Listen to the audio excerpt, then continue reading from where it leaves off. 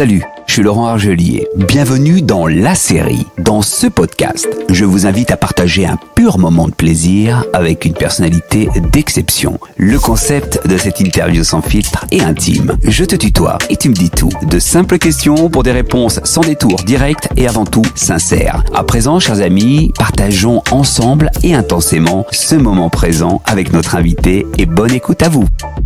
Bienvenue Guy Savoie dans La Série, merci d'avoir accepté mon invitation et de nous recevoir dans ton bureau, dans ton restaurant, à Paris dans le 6e arrondissement. Donc Guy Savoie, cuisinier, 11 quai de Conti. J'ai grandi à Bourgoin-Jallieu, j'ai après un peu voyagé, commencé par un apprentissage à Roanne avec les sublimes frères Trois Gros, ensuite une année à mon restaurant La Serre à Paris, après une année au service militaire, parce qu'à l'époque, monsieur, on faisait le service militaire. C'était une très bonne chose, Guy. Je pense aussi. Quel grade ? Je continue à le penser. Non, seconde classe. C'est très bien. Mais aujourd'hui, dans le réseau ADER et dans l'aviation, je suis colonel de réserve. J'ai ouvert mon premier restaurant en 1980 dans une petite rue du 16e. J'ai ouvert mon deuxième restaurant 7 ans après dans une petite rue, mais du 17e. Et au bout de 28 ans, dans cette petite rue du 17e, qui était la rue Troyon, j'ai transféré le restaurant au 11 quai de Conti, dans ce lieu prestigieux, qui est le bâtiment de la Monnaie de Paris. Alors, la Monnaie de Paris, il faut vous dire que c'est un terrain d'1 hectare. On y fait plein de choses dans cet endroit, puis il y a encore des ateliers où on façonne des médailles.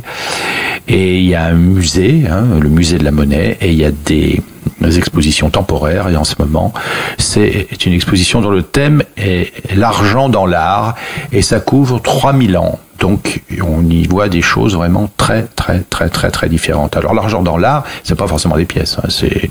On y voit des peintures, des sculptures. Enfin, on y voit tellement de choses qu'on a un panorama qui s'étend sur 3000 ans. Guy Savoie, qui es-tu vraiment ? C'est l'histoire d'un mec qui est passionné par la cuisine, qui a grandi auprès d'une maman qui faisait tellement bien la cuisine que j'ai été d'abord gourmand sans m'en rendre compte. Après, je me suis vraiment rendu compte quand j'ai vu ce qui se faisait ailleurs.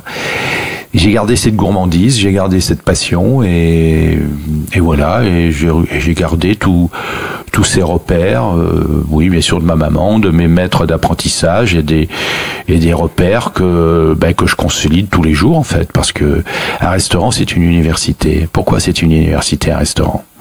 Parce qu'on est en prise directe avec la terre et la mer en permanence, par les produits qui arrivent tous les matins. Après, on est en relation directe avec des équipes, comme dans le sport. Donc, on joue ensemble. Et on a besoin de tout le monde. Et surtout, de l'autre côté de la cloison, il y a des convives qui dégustent tout aussi instantanément ce qu'on a transformé également instantanément dans un concret total.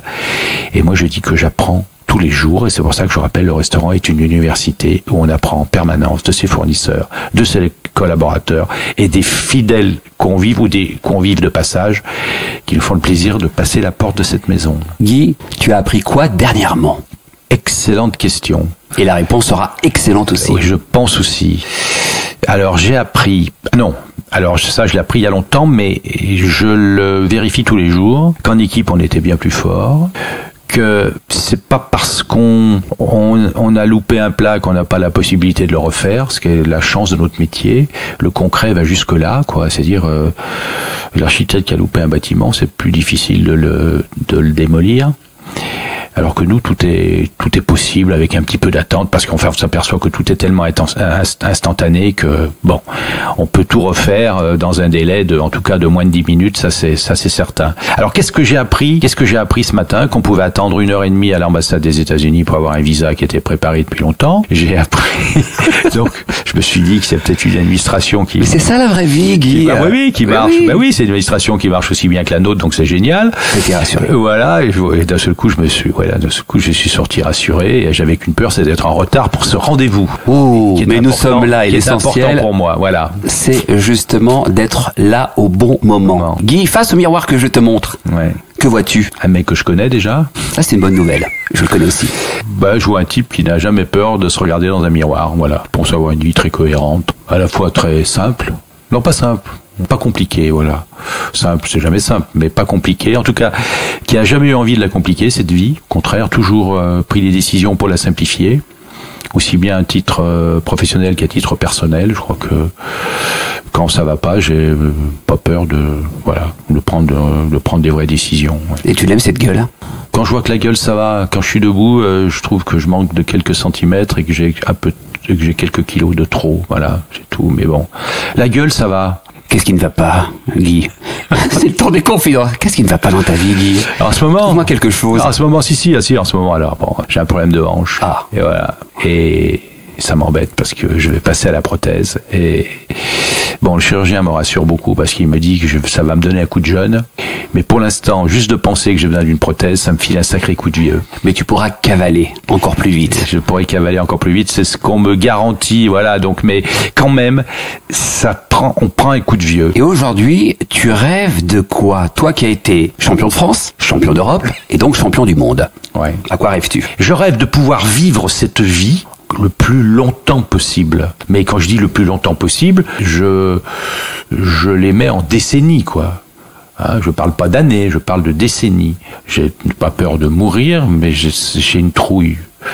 Mais une grande trouille de perdre la vie, en tout cas cette vie qui me passionne, que j'adore, qui est une vie de rencontres, qui est une vie de projets, qui est une vie de concrétisation en permanence, transformer ma devise qui est inscrite d'ailleurs dans l'entrée. Je dis que la cuisine est l'art de transformer instantanément, le mot instantanément est primordial, instantanément en joie des produits chargés d'histoire. J'ai voulu opposer l'instantanéité de la cuisine à la longue histoire de tous nos produits. Que dirait l'adulte à l'enfant que tu étais? Alors je vais dire, l'ado que je suis resté dirait à l'enfant, ne quitte surtout pas tes rêves des yeux. Parce que je suis resté ado, complètement. Adolescent. T'es un ado adulte, un adulte ado, absolument.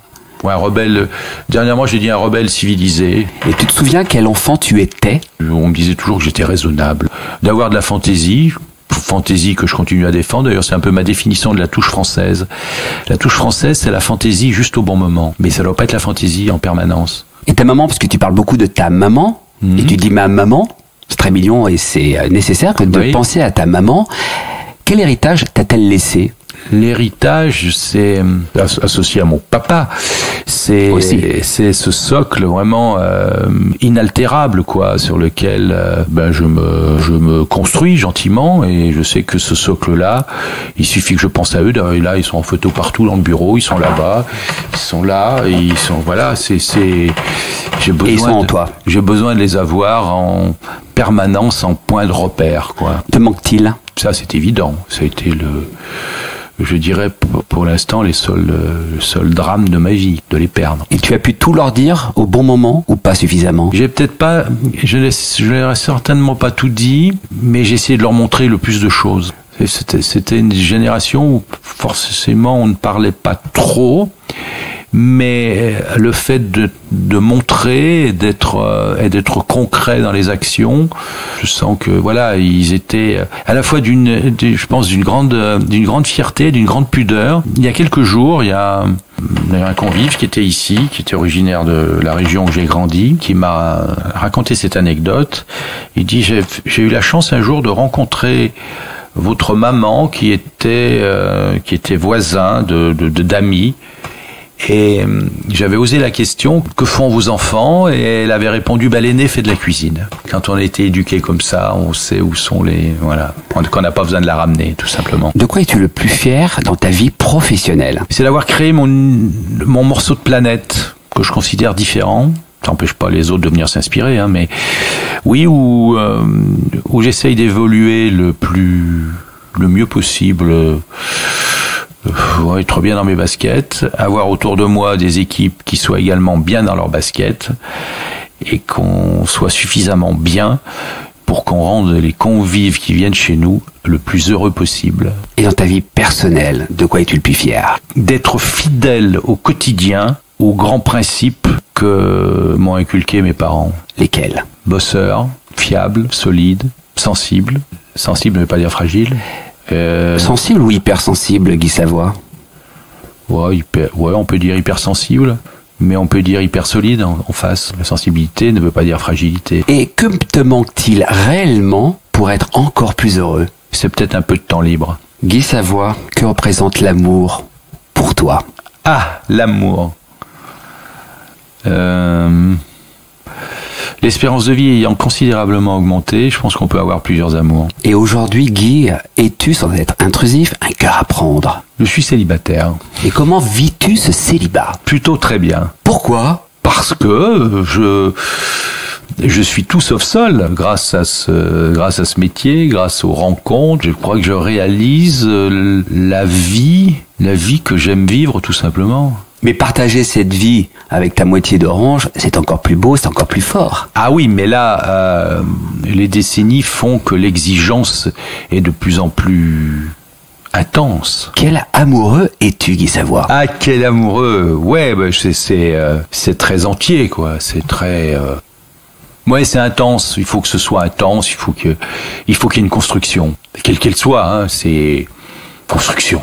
C'est-à-dire des projets, mais des projets à 2 jours, des projets à 1 heure, des projets à 2 mois, des projets. Voilà, il faut que ce soit quelque chose de très constructif, tout simplement. Je te souhaite sincèrement de retrouver l'amour, mon cher Guy. Ah ben écoute, je n'y pense pas. Il paraît que ça débarque tout seul. Donc soyons patients. C'est une question de temps et de rencontre et d'intensité, absolument. Guy, quel regard portes-tu sur l'actualité? L'actualité, je suis content d'avoir créé mon morceau de planète, quoi.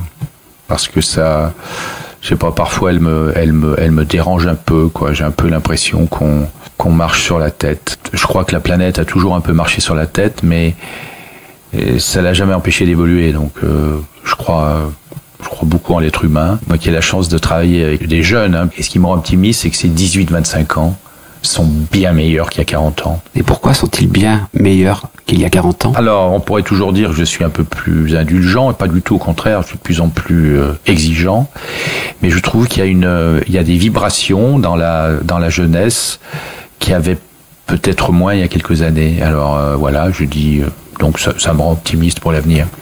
En 2021, tu as dirigé pour la première fois une épreuve de l'émission Top Chef sur M6. Ouais. Avec le recul de 2023, quel bilan tires-tu de cette expérience? Ça conforte un peu ce que je viens de dire, c'est-à-dire qu'on voit une bande, c'est plus une équipe, une bande de jeunes qui sont tellement passionnés, tellement motivés, qui ont tellement envie de faire quelque chose de leur vie. Oui, ça corrobore totalement avec moi ce que je vis au quotidien. Et j'en profite pour dire que ce type d'émission désinhibe forcément des adolescents qui, à mon époque, n'auraient pas osé dire qu'ils voulaient être cuisiniers. Et ça, je trouve rien que pour ça, je dis bravo. Et un retour gagnant de notre cher Guy national dans une émission culinaire, c'est prévu pour quand? Ça, il faudrait que j'allège mon agenda. Alors c'est vrai que j'ai rayé le mot retraite de mon vocabulaire. Nous l'avons compris. Alors si, je mets en place une certaine retraite pour tout ce qui est annexe du restaurant. C'est-à-dire, ceci en fait partie. Je veux vraiment me consacrer complètement à l'univers que je maîtrise, que j'ai voulu créer et dans lequel je me sens parfaitement bien. Mon cher Guy, j'aime beaucoup ta réponse. Tu as répondu un peu à ma question, mais pas suffisamment. Alors je vais te la poser différemment. As-tu d'autres propositions pour participer à ce genre d'émission? Des propositions, oui, mais... Lesquelles? M6 revient régulièrement à la charge. Toujours pour Top Chef? Toujours pour Top Chef, mais je dis bon, c'est chronophage, ou alors trouver une idée que je trouverais géniale. Ça c'est bien. Et dans laquelle je pourrais également m'éclater. Alors récemment, tu as fait une apparition remarquée dans le film La Brigade, et tu as également participé à cette belle aventure dans le film Qui a retué Pamela Rose, et aussi tu as été l'une des voix du film Ratatouille. Ouais. Mon cher Guy, es-tu un comédien contrarié? Alors là, je pense pas. Même si je suis dans un théâtre au quotidien, parce qu'un restaurant c'est un théâtre, hein, tout est unité de lieu, de temps et d'action. On peut pas trouver mieux. Hein. Non, mais à chaque fois c'était des apparitions. Pour Ratatouille, en fait, c'était fait bien plus fort qu'une voix, parce que ils étaient venus, une équipe de Pixar était venue quelques années avant la sortie du film avec des petites caméras pour s'inspirer du rythme qu'il y avait dans notre cuisine. C'était rue Troyon, voilà. Et en fait, pour me remercier, tout ça, ils m'avaient donné la possibilité d'avoir 2 voix dans Ratatouille. Et un biopic au cinéma consacré à Guy Savoie est-il envisageable? Non, Et l'idée? te plairait-elle? Oui, non, mais là, actuellement, il y a Canal qui fait un documentaire sur moi qui va sortir, qui va être diffusé, je pense, au mois de juin. Guy, pour terminer cette jolie rencontre, je t'invite à laisser un message à celles et ceux qui nous écoutent. Quel est ton message? J'ai écrit sur la porte d'entrée du restaurant: le restaurant est le dernier lieu civilisé de la planète. Alors je vais vous expliquer pourquoi c'est le dernier lieu civilisé de la planète. Citez-moi un autre lieu où, dès que vous avez franchi la porte, tout va être mis en œuvre pour que vous passiez un bon moment. Alors des bons moments, on en passe partout. Mais là, vous avez l'espace, vous avez la liberté, vous pouvez vous lever quand vous voulez, chose que vous ne pouvez pas faire au spectacle. À partir du moment où vous avez passé la commande, vous êtes sûr qu'il ne va pas vous manquer de vin dans votre verre, qu'il ne va pas vous manquer d'eau, qu'il ne va pas vous manquer de pain, que tout le monde va être aux petits soins pendant 2, 3 ou 4 heures. Voilà. Donc voilà ce que je revendique aujourd'hui. C'est pour ça que je dis que nous sommes les restaurants, les lieux les plus civilisés de la planète. Guy, tu es le plaisir, le bonheur incarné. Porte-toi bien et sois intensément heureux. Merci infiniment. Vous avez écouté la série de Laurent Argelier. Portez-vous bien et soyez intensément heureux.